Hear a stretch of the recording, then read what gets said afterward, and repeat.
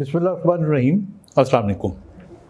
आज का प्रोग्राम भी मैं आप ही के लिखे हुए मैसेजेस की रोशनी में बता रहा हूँ।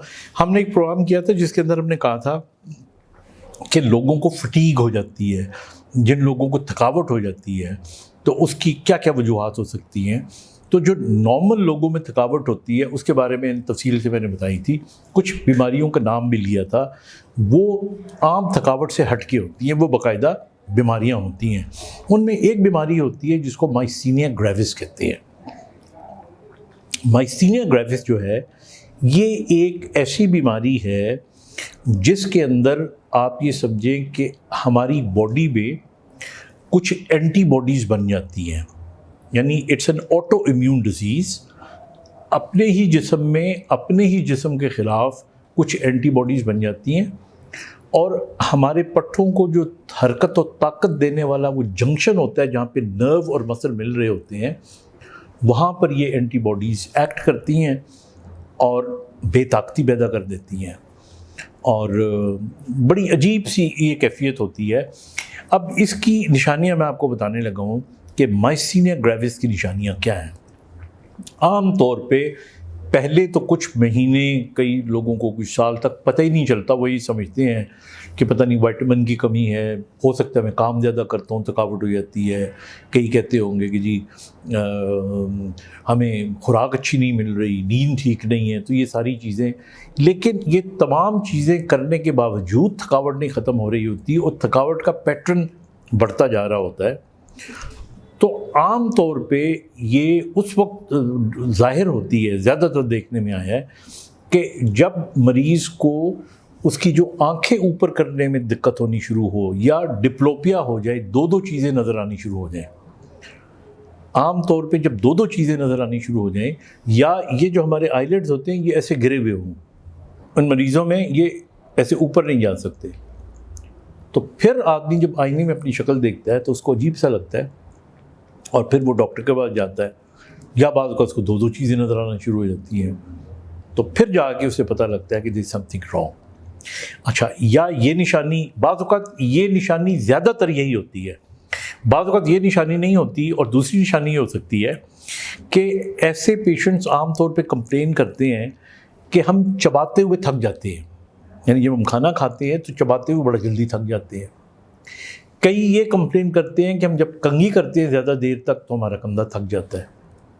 कुछ कंप्लेन करते हैं कि जब हम कोई कील गाड़ रहे होते हैं तो हमें पहली दफ़ा लगता है कि भाई ये तो हम गाड़ ही नहीं सकते, फ़ौरन हमारे कंधे में थकावट हो गई है। तो ऐसे तमाम काम जो हम अपने कंधों से करते हैं या बड़े हिप के मसल से करते हैं, सीढ़ियाँ चढ़ना हो गया मिसाल के तौर पे। अच्छा, होता इस तरह है कि जब काम आप शुरू करते हो तो शुरू में कमज़ोरी नहीं होती, लेकिन थोड़ा सा ही काम करने के बाद आपकी कमज़ोरी यानी प्रोपोर्शनेटली अगर देखा जाए तो बहुत ज़्यादा हो जाती है, यानी थोड़ा सा काम किया आपने और बहुत ज़्यादा।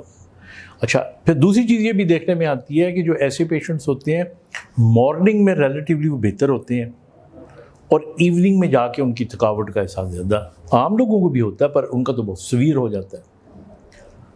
ये भी देखने में आता है कि फिर ये ऐसे मरीज़ मिसाल के तौर पे जब सीढ़ियाँ चढ़ी और थक गए या कोई काम किया और थक गए तो बैठ गए या वो काम छोड़ दिया तो फिर बेहतर हो गए, ऐसे लगता है जैसे कुछ है ही नहीं। शुरू में तो बिल्कुल ऐसे लगता है जैसे कुछ है ही नहीं, लेकिन बीमारी आहिस्ता आहिस्ता बढ़ती रहती है और बढ़ सकती है।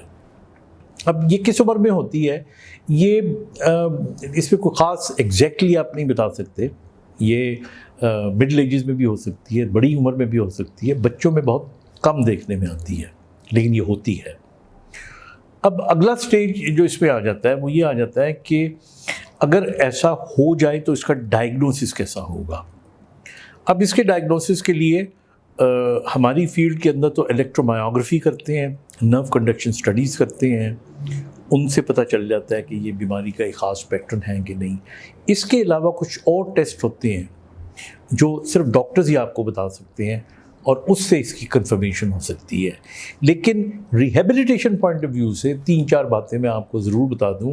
पहली बात कि अगर इस किस्म की कमज़ोरी आपको महसूस हो तो ज़ाहिर है आप अपने डॉक्टर के पास जाएं और जब आपको डायग्नोसिस होगा, आपका ट्रीटमेंट होगा, تو یہ بیماری اللہ نہ کرے بہت خطرناک نہیں ہے، لیکن بعض اوقات یہ بیماری بڑھتے بڑھتے ہمارے وہ پٹھے جو سانس لینے میں ہم ہیلپ کرتے ہیں ان تک اگر آ جائے تب یہ جان لیوا ہو سکتی ہے۔ بعض اوقات مائسینیا گریوس کرائسس ہو جاتا ہے۔ اسی طرح بعض اوقات ہمارے بولنے میں بھی جو ہے یہ کمی کر دیتی ہے، یا ہم زور سے بول نہیں سکتے اس بیماری کے اندر۔ اب اس کے علاج کے اندر کہا یہ جاتا ہے کہ جو اینٹی باڈیز ہیں جو کہ ہمیں نقصان پہنچا رہی ہیں، یہاں پہ ایک گلینڈ ہوتا ہے، ایک جو ہے جس کو ہم تھائمس کہتے ہیں، تو اس تھائمس کا آپریشن کر دیں تو کہا یہ جاتا ہے کہ کئی دفعہ کچھ جو تھائمس ڈپینڈنٹ اینٹی باڈیز ہوتی ہیں وہ ٹھیک ہو جاتی ہیں اور مریض بالکل ٹھیک ہو جاتا ہے۔ اور جن کا یہ نہیں ہوتا ان کو پھر اس کی دوائی مختلف ناموں سے آتی ہے، اگین میں ان کا نام نہیں لینا چاہ رہا، وہ بڑے عرصے کے لیے دینی پڑتی ہے، اور اگر نہیں دیں گے تو پھر لگے گا مریض کی آنکھیں بھی ڈھلکی ہوئی ہیں، اس کو دو بھی نظر آ رہا ہے، وہ زیادہ مشقت کا کام نہیں کر سکتا، کھانا کھاتے ہوئے تھک جاتا ہے، کنگھی کرتے ہوئے تھک جاتا ہے، سیڑھیاں نہیں چڑھ سکتا، سانس پھولنے لگتا ہے۔ تو یہ ساری کی ساری اس کی علامتیں ہوتی ہیں۔ ری ایبلیٹیشن پوائنٹ آف ویو سے جو بات میں نے بتانی ہے وہ یہ بتانی ہے، ایسے لوگوں کو پھر لائف سٹائل مینجمنٹ کرنی چاہیے۔ ایک سٹریچ میں زیادہ عرصہ چلنا نہیں چاہیے، رک کے چلیں، درمیان میں ویٹ کریں۔ نمبر 2، ایکسٹینوس ایکسرسائزز کرنی نہیں چاہیے، کیونکہ ان کا جو اندر وہ جو ٹرانسمیٹر ہوتا ہے وہ ڈپلیٹ ہو جاتا ہے۔ جب وہ ڈپلیٹ ہوگا تو بالکل ہی چانسز ہوتے ہیں then you probably will not be able to do anything. تو پھر اسی طرح ان مریضوں کو بھی وزن کم رکھنا چاہیے تاکہ اپنے آپ کو کیری کرتے ہوئے وزن زیادہ نہیں ہونا چاہیے ان کا۔ پھر اسی طرح اس مرض کے اندر بھی you have to be mentally very strong, آپ کو ذہنی طور پہ بہت اسٹرانگ ہونا چاہیے، اور پلیز اپنی دوائیاں مس نہ کریں۔ اور ایسے مریضوں کو انفیکشن ہو تو کوئی بھی نزلہ زکام وغیرہ کی تو اس کا پراپر علاج کروائیں، کیونکہ اگر وہ بگڑ گئی آپ کے لیے خطرناک ہو سکتی ہے۔ تو اس لیے آئی تھنک یہ فیو تھنگس جن کا آپ خیال رکھ سکتے ہیں۔ Thank you.